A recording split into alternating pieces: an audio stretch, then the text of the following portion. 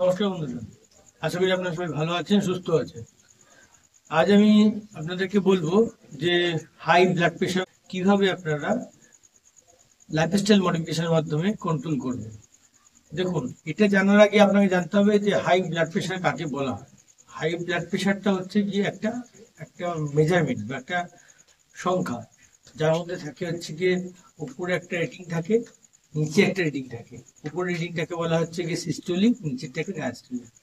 তো এইটা একটা নর্মাল থাকে, একটা আছে নর্মালের থেকে এলিভেটেড থাকে, মানে একটু বাড়া থাকে, আর একটা হচ্ছে কি খুব অ্যাবনর্মাল থাকে।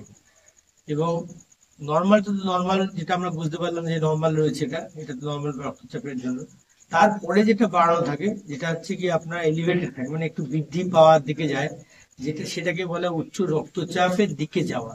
আর একটা হচ্ছে কি উচ্চ রক্তচাপ যুক্ত।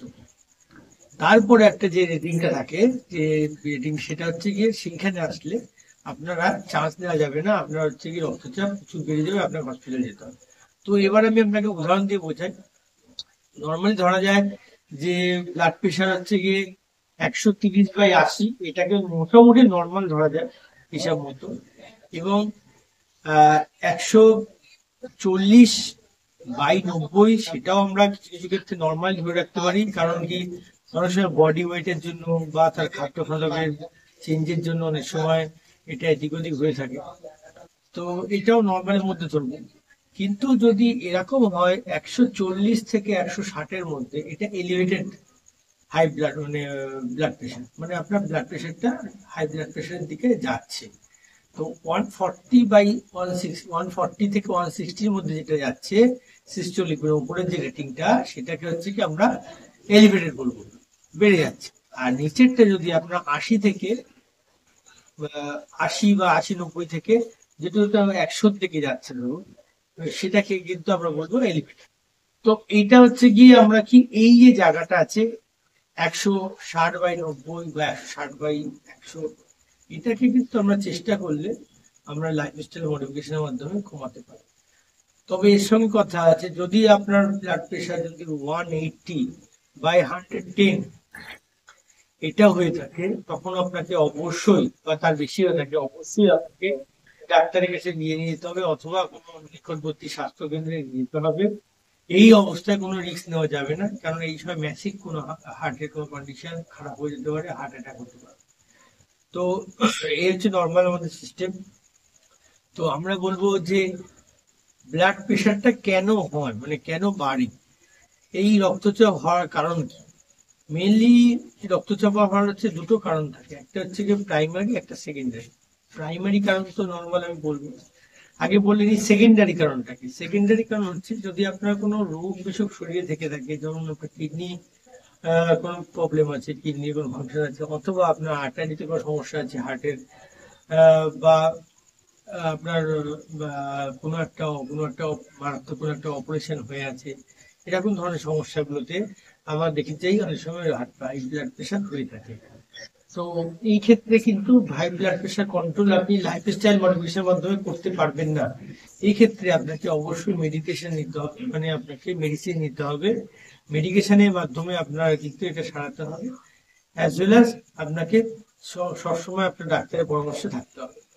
তবে যদি প্রাইমারি যে ফ্যাক্টর যেটা আছে, ব্লাড প্রেশারের যে প্রাইমারি ফ্যাক্টর যেটা বলা হয়, সেই ক্ষেত্রে আপনি আপনি নর্মাল লাইফস্টাইল মডিফিকেশন করতে পারেন। যেমন ধরুন, প্রাইমারি ফ্যাক্টরটা কেমন বলবো, যে ধরুন আপনার ব্লাড প্রেশার লং টার্ম ধরে কোনো একটা অ্যাংজাইটি রয়েছে, দুশ্চিন্তা রয়েছে, প্যানিক রয়েছে, কোনো একটা ভয় রয়েছে কোনো বিষয়ে, এরপর যে রাতের পর রাত আপনার ঘুম হচ্ছে না, এই কারণে আপনার ব্লাড প্রেশারটা খুব হাই হয়ে গেল। তো এটাকে আপনি কন্ট্রোল করতে পারবেন। বা আপনার ধরুন লাইফস্টাইলটা ঠিকঠাক নেই, রাতে দেরি করে ঘুমাতে যান, মর্নিং দেরি করে ওঠে, বা খাওয়া দাওয়া ভুলভাল আছে, আপনার ডায়েট কোনো প্ল্যান নেই, আপনার ওবেসিটি আছে, এই যে এইগুলো মিলে যে এই অবস্থাটা, এইগুলোকে হচ্ছে গিয়ে বলা হয়, এইগুলোকে আপনি লাইফস্টাইল মডিফিকেশনের মাধ্যমে ঠিক করতে পারবেন। তো এটা গেল আপনার প্রাইমারি কন্ডিশন। তো সেকেন্ডারি কন্ডিশনটাকে আপনি কোনোভাবেই কমাতে পারবেন না, সেটাকে আপনাকে মেডিসিন দিয়ে কন্ট্রোল করতে হবে। কিন্তু প্রাইমারি যে কন্ডিশনটা, সেটাকে আপনি অবশ্যই লাইফস্টাইল মডিফিকেশনের মাধ্যমে কমাতে পারবেন। যেমন ধরুন 160/100 রয়েছে বা 160/90 রয়েছে, সেটাকে আপনি কমিয়ে 130/80 করতে পারবেন। এবং এক্ষেত্রে বলবো যে উচ্চ রক্তচাপের ফার্স্ট লক্ষণগুলো, উচ্চ রক্তচাপের লক্ষণগুলোর মধ্যে যেগুলো মেন আছে সেটা হচ্ছে কি আপনার শ্বাসকষ্ট হতে থাকে। যখন আপনার ব্লাড প্রেশার হাই হয়ে যায় আপনাকে শ্বাসকষ্ট হতে থাকে, মাথা ব্যথা করতে থাকে, একটা বিভ্রান্তি অবস্থা, মানে কি করবো কি করবো না এরকম একটা অবস্থা হতে থাকে, এবং প্যালপিটেশন হতে থাকে, মানে বুক ধড়ফড়ানি করতে থাকে।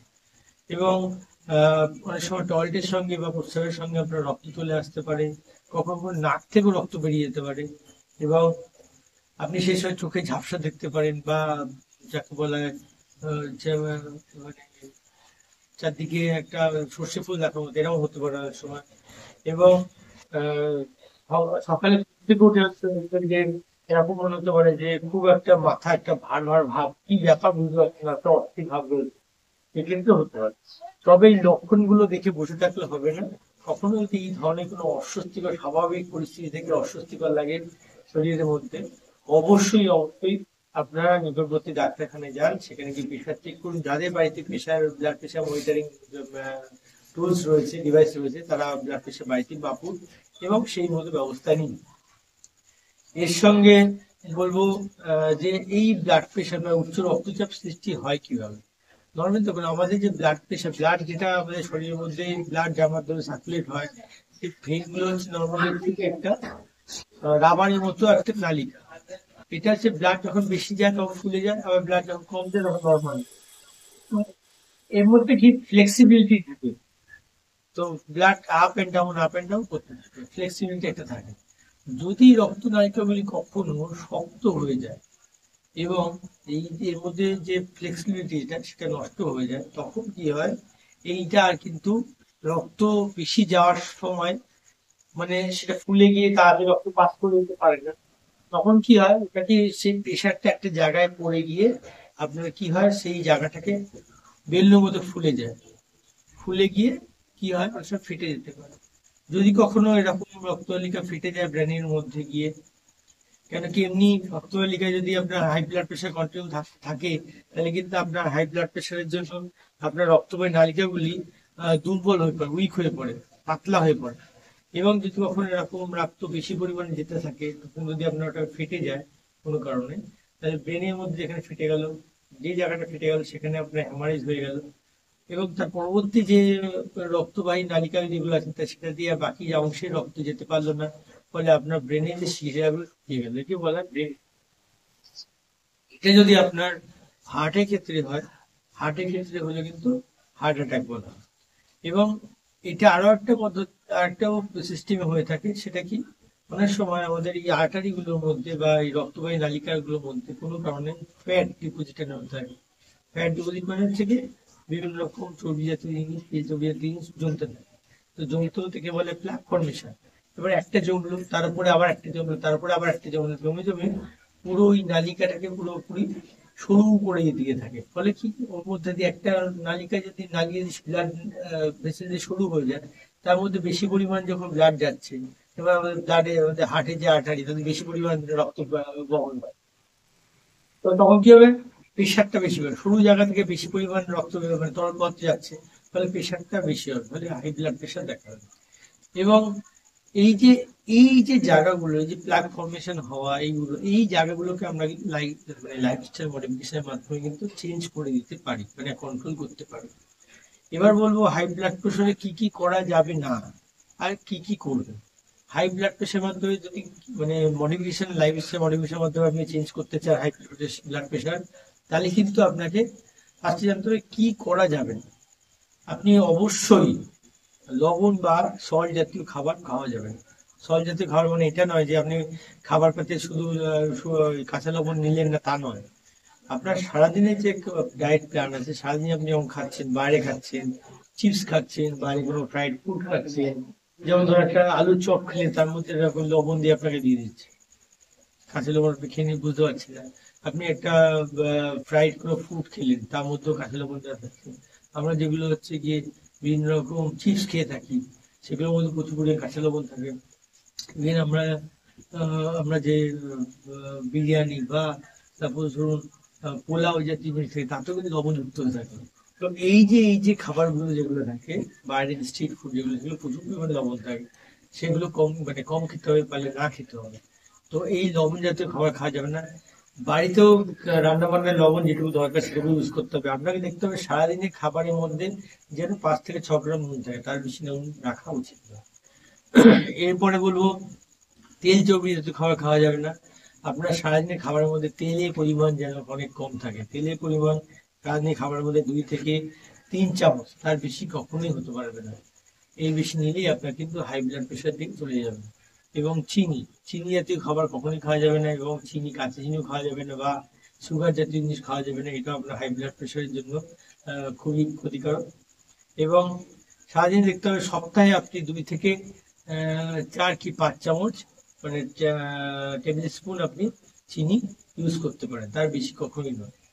এগুলো নর্মালি স্টাডিতে এগুলো দেখা যাচ্ছে, এগুলো আমার মুখের কথা নয়, স্টাডিতে দেখা যাচ্ছে এইটা পর্যন্ত করলে আপনার ব্লাড প্রেশারটা কন্ট্রোল থাকবে, আদারওয়াইজ থাকবে না। এর সঙ্গে বলবো কি করবেন, ড্যাশ ডায়েট মেনটেন করতে হবে। ড্যাশ ডায়েট বলতে কি, নর্মালি আমি বলছি আপনাকে কি, কার্বোহাইড্রেট জাতীয় খাবার মানে ভাত রুটি এই জাতীয় খাবার কম খেতে হবে। ফাইবার জাতীয় খাবার যেমন ধরুন ফল সবজি শাকসবজি এগুলো হচ্ছে কি বেশি পরিমাণে খেতে হবে। এটাকে ড্যাশ ডায়েট বলা হয়।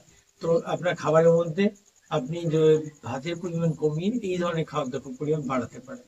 এবার কি বলুন, পটাশিয়াম সমৃদ্ধ খাবার খেতে পারেন। এটাও ওর মধ্যে পড়ে যাচ্ছে ড্যাশ ডায়েটের মধ্যে, পটাশিয়াম সমৃদ্ধ খাবার কোনগুলো, এইগুলো খেলে হচ্ছে আপনার শরীরের মধ্যে কি হয়, মানে আপনার যে ব্লাড প্রেশারটাকে নর্মাল রাখতে সাহায্য করে।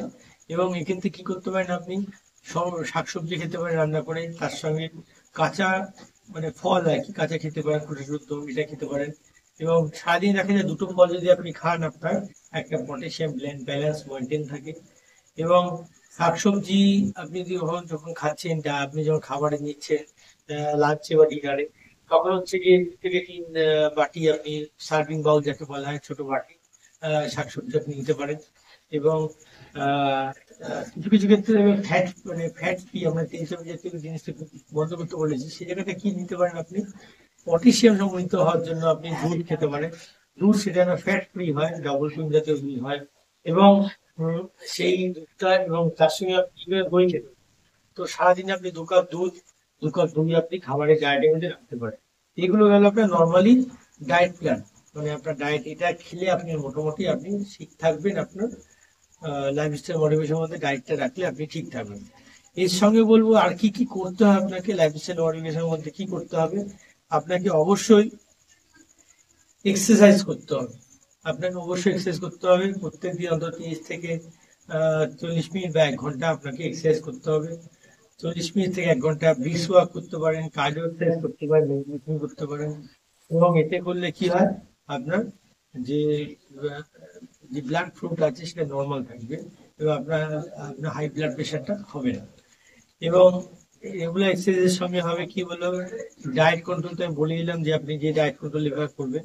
তার সঙ্গে হচ্ছে গিয়ে স্মোকিং অ্যালকোহল একেবারেই পুরোপুরি বন্ধ করে দিতে হবে। অনেক সময় ভুল ধারণা থাকে যে অ্যালকোহল খেলে শরীর ঠিক থাকবে, অ্যান্টিঅক্সিডেন্ট হ্যান ত্যান অনেক কিছু, কিন্তু আমি বলবো আপনাকে কোনো স্টাডি কোনো রিপোর্ট নেই, এমন কোনো অথেন্টিক কোনো ইয়ে নেই, স্টাডি ম্যাটেরিয়ালস নেই যে যার মাধ্যমে আপনি বলতে পারেন যে আপনার অ্যালকোহল নিলে আপনার শরীর ঠিক থাকবে। হ্যাঁ, হতে পারে অন্য কোনো বিদেশি কোনো জায়গায় হয়তো আপনারা ওয়াইন খেলে দেখাচ্ছে যে হ্যাঁ ফ্রেন্সের কোনো ওয়াইন খেলে তাদের শরীরের স্বাস্থ্য ভালো হয়েছে, কিন্তু তারা শুধু ওয়াইন খেয়ে যে শরীর স্বাস্থ্য ভালো লাগছে বা হার্ট ভালো লাগছে তা নয়, তারা বাকি যে কি কি করছে হার্ট ভালো রাখার জন্য সেগুলো তারা বলছে না, শুধু ওয়াইনটাকে বলছে। ওয়াইনটা ওখানে কিন্তু গৌণ ব্যাপার, মুখ্য ব্যাপার কিন্তু বাকি যে এক্সারসাইজ করছে বা খাবার দাবার যে কন্ট্রোল করছে বা ডায়েট মেনটেন করছে বা মেডিটেশন করছে, এটা বড় ব্যাপার। ওয়াইনটাকে আপনি বাদ দেন, ওটা কিন্তু বড় একটা ব্যাপার ছিল যে ওটার জন্য আমাদের কিন্তু প্রসেস হয়েছে। কিন্তু যেহেতু বিজনেসম্যানরা নর্মালি আমাদের ওয়াইনটাকে বিক্রি করার জন্য আমরা বলে থাকি যে হ্যাঁ ওইটা খাওয়ার জন্য, ওটার জন্য আমাদের হার্টের বিশাল কিছু উপকার হয়েছে। কিন্তু স্মোকিং অ্যালকোহল অবশ্যই এটাকে ত্যাগ করতে হবে। স্মোকিং সরাসরি আমাদের হার্ট মাসেলের ক্ষতি করে থাকে, এটাকে অবশ্যই ত্যাগ করতে হবে। অ্যাজ ওয়েল অ্যাজ, এটা লাস্ট বলবো, ওয়েট রিডাকশন হচ্ছে আপনাকে করতে হবে, মানে আপনাকে ওয়েটটাকে কন্ট্রোল করতে হবে। আপনাদের বিশাল বডি ওয়েট থাকে, আপনারা প্রত্যেকেই জানেন এখন সোশ্যাল মিডিয়া দৌলতে বা গুগলের মাধ্যমে আপনারা এখন জেনে গেছেন যে কতটা আপনার বডি ওয়েট রাখা উচিত আপনার বয়স আন্দাজে বা হাইট আন্দাজে, সেই হিসেবে আপনি বডি ওয়েট মেনটেন করুন। এবং তার থেকে বেশি হলে সবসময় কন্ট্রোল করুন, ডায়েট কন্ট্রোল করে আপনাকে বডি ওয়েটটাকে কন্ট্রোল করার চেষ্টা করুন। এবং দেখা গেছে যে আপনার কিছু স্টাডি রিপোর্টে দেখা গেছে যে এটা অথেন্টিক, যে আপনি যদি বডি ওয়েট 1 কেজি কমিয়ে দেন, তাহলে এটা মোটামুটি 1 মিলিমিটার মার্কারি যে আমাদের বিপির যে মার্কারি যে রেটিংটা আছে সেই রেটিং কমিয়ে দেন। মানে আপনি 1 কেজি কমিয়ে দেওয়ার সঙ্গে সঙ্গে এখানে রেটিং 1 মিলিমিটার কমিয়ে দিচ্ছে। তো এই যে 1 মিলিমিটার কমিয়েছে, এটা কিন্তু বড় একটা ফ্যাক্টর। আপনি যদি 30 কেজি আপনি বডি ওয়েট কমিয়ে দেন, সাপোজ ধরুন আপনার 190 কেজি, আপনার 190/100 হয়েছে আপনার প্রেশার। আপনি যদি এখানে বডি ওয়েট 30 কেজি কমিয়ে দেন, আপনার প্রেশার কিন্তু নেমে আসবে 160/70। 160/70 হচ্ছে নর্মাল, মানে নর্মাল ব্লাড প্রেশারের মধ্যে চলে এলো। তো আপনি নর্মাল ব্লাড প্রেশার রেঞ্জে চলে এলেন। তো এটাই হচ্ছে কথা, যে আপনি যদি ওয়েট রিডাকশন করে যদি আপনি হাই ব্লাড প্রেশার কমাতে চান, তাহলে এটা সবচেয়ে সহজ কথা। এবং এর জন্য আপনাকে অবশ্যই করে ডায়েট প্ল্যান মেনটেন করতে হবে, খাবারগুলোকে মেনটেন করতে হবে। আমি বিভিন্ন জায়গায় বলেছি যে কিভাবে আপনার ডায়েটটাকে কন্ট্রোল করবে এবং নিজের স্বাস্থ্য ঠিক রাখবে। তাই বলে এই নয় যে খাবার দাবার পুরো বন্ধ করে দেবেন। খাবার দাবার ঠিকঠাক খেয়ে ব্যালেন্স ডায়েট করে আপনাকে এটা করতে হবে। সেক্ষেত্রে আপনি কোনো ডাক্তারের পরামর্শ নিতে পারেন, অথবা কোনো ডায়েটিশিয়ানের পরামর্শ নিয়েও করতে পারেন। সুস্থ থাকুন, ভালো থাকুন, নমস্কার।